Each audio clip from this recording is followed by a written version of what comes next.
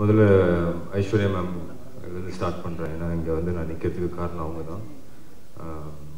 அவங்களுக்கும் விஷ்ணு ரங்கசாமி பிரதருக்கும் ரொம்ப நன்றி.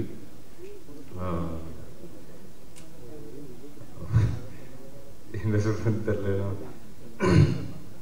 ரொம்ப ரொம்ப முக்கியமான ஒரு தருணத்தில் என் லைஃப்பில் இருந்தேன். ஏன்னா இந்த கொரோனா அதெல்லாம் வந்து ஆல்ரெடி ஒரு தடவை அந்த மாதிரி ஃபீல் பண்ணியிருக்கேன். பட் ஆனால் ஆயிடுச்சு 16-17 வருஷம் ஆயிடுச்சு. வந்து கரெக்டாக தான் இருக்கிறோம். கரெக்டாக எங்கே மிஸ் ஆகுது என்ன பண்ணுறதுன்றது தெரியல. சரி போதும், சினிமா போதும் அப்படின்ற மாதிரி ஒரு மைண்ட் செட்டில் தான் இருந்தேன். அப்போ தான் வந்து எனக்கு மேம் கிட்டேருந்து ஒரு கால் வந்தது. இந்த மாதிரி அச்சு தான் ஃபோன் பண்ணாங்க, மேம் மீட் பண்ணணும்னு சொன்னாங்க. போய் மீட் பண்ணும்போது நான் நினச்சேன் ஏதோ ஒரு விஷயமா இருக்கும். நான் வில்லனாக தான் கேட்டேன். நான் போனோம் வில்லன் மாதிரி 2 பேர் பண்ணுறாங்கன்னு வில்லனாக இருக்கும், இல்லை ஏதாவது சின்ன கேரக்டர் இருக்கும்.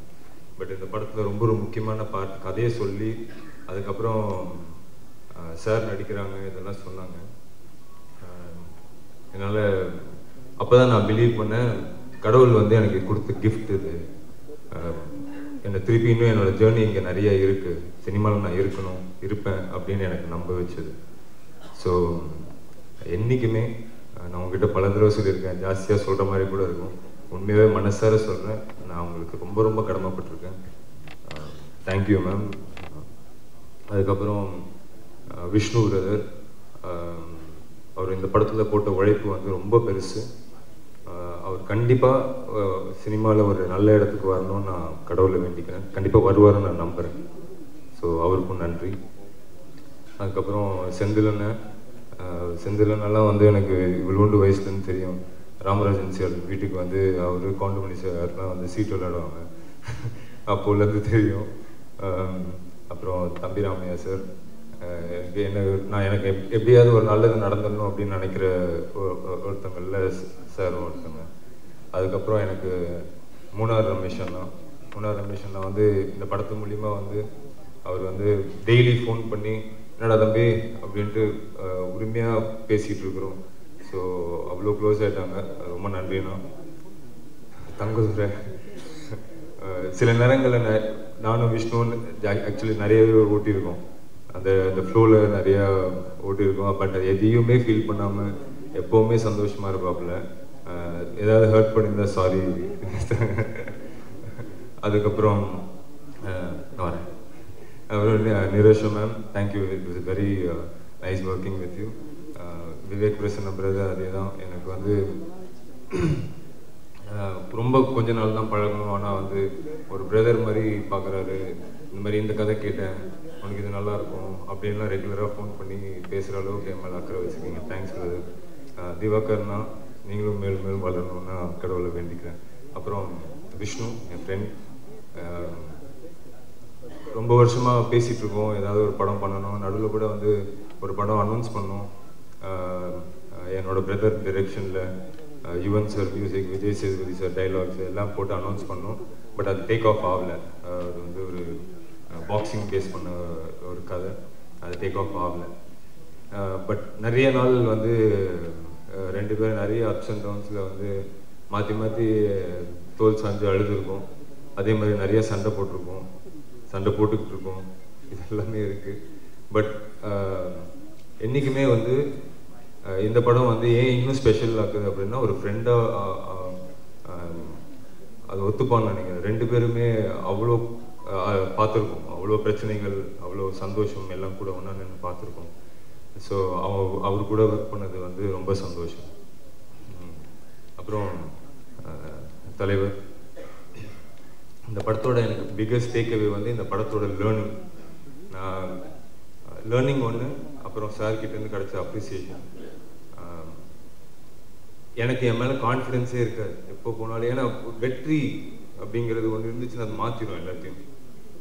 பட் அது இல்லை அப்படின்னும் போது நம்ம கரெக்டாக பண்ணுறோமா தப்பாக பண்ணுறோமான்ற ஒரு டவுட்லேயே தான் இருப்பேன். ஆனால் சார் என்னை வந்து 2-3 தடவை கூப்பிட்டு சொன்னார், you are very very good actor. ரொம்ப நல்லா பண்ணுறேன் அப்படின்ட்டு அது வந்து அவர் யோசிக்கலாம் மாட்டார். அப்படியே ஆன் ஸ்பாட் கைத்தட்டி நம்மளுக்கு எனக்கு ஒரு சீனில் வந்து என்னை கட்டி பிடிச்சி அவ்வளோ பக்கத்தில் உட்காரு அப்படின்னு சொல்லி அவ்வளோ அப்ரிஷியேட் பண்ணாங்க. என்ன மட்டும் இல்லை, யார் நல்லா பண்ணாலும் அவ்வளோ அப்ரிஷியேட் பண்ணுவாங்க. ஸோ அந்த கான்ஃபிடென்ஸ் வந்து எனக்கு அப்படியே அடுத்த நாள் அந்த படம் முடிச்சு இன்னொரு படம் போகிறேன், கேமராவை ஃபேஸ் பண்ணுறேன், அப்படியே வா பார்த்துக்கலான்ற மாதிரி ஒரு கான்ஃபிடென்ஸ் இருக்குது. ஸோ அவர் கூட நடித்த அந்த 30+ டேஸ் வந்து லைஃப்பில் மறக்க முடியாது. அவர்கிட்ட நான் இன்னொன்று ரொம்ப முக்கியமாக பார்த்தது வந்து, சார் இன்னும் வந்து அவர்கிட்ட நான் நிறைய பேச சான்ஸ் கிடைக்கும் போது நிறைய கேள்வி கேட்பேன் சார்கிட்ட. சார் ஓப்பனாகவே கேட்டேன், சார் எனக்கு திருப்பிலாம் நான் அவங்கள பார்ப்பேனான்னு கூட தெரியாது, சில விஷயங்கள்லாம் கேட்கலாமா சார்? நான் கேளுங்க அப்படின்னாரு. அப்போ நான் வந்து, சார் யோசிச்சுக்கிட்டே இருக்கீங்களே சார், ஏதாவது ஒன்று போட்டிக்கிட்டே இருக்கீங்களே சார் மைண்டில் அப்படின்னும் போது அவர் சொன்னார், இந்த சீன் எவ்வளோ நேரம் எடுப்பாங்க விக்ராந்த் அப்படின்னாரு. நான் சொன்ன ஒரு 1 hour சார், சின்ன சீக்வன்ஸ் சார், 1 hourல எடுத்துருவாங்க. இந்த 1 hourல வந்து நம்ம 10 seconds வேஸ்ட் பண்ண முடியாது, நமக்கு அப்புறமும் இந்த சீன்ஸ்லாம் வந்து அப்போ ஓடிக்கிட்டே இருக்கும்.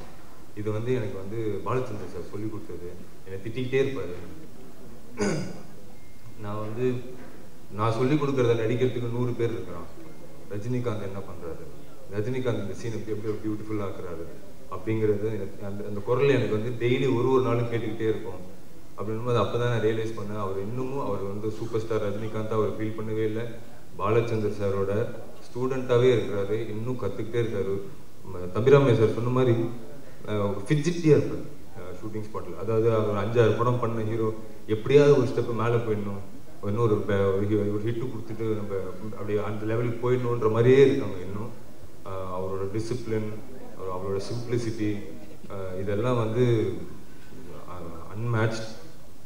அவர் இன்னொன்று கண்டிப்பாக போய் மேம் சொல்லியிருப்பாங்க, இந்த கேரக்டர், ஏன்னா நான் பண்ணுற கேரக்டர் வந்து இண்டஸ்ட்ரியில் எவனா இருந்தாலும் பண்ணுவான், டவுட்டே கிடையாது.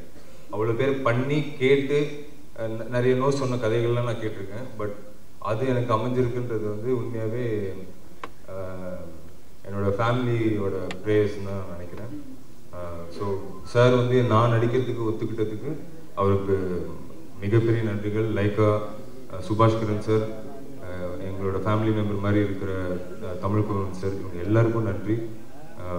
பத்திரிகையாளர் அனைவருக்கும் ரொம்ப ரொம்ப நன்றி. தேங்க்யூ.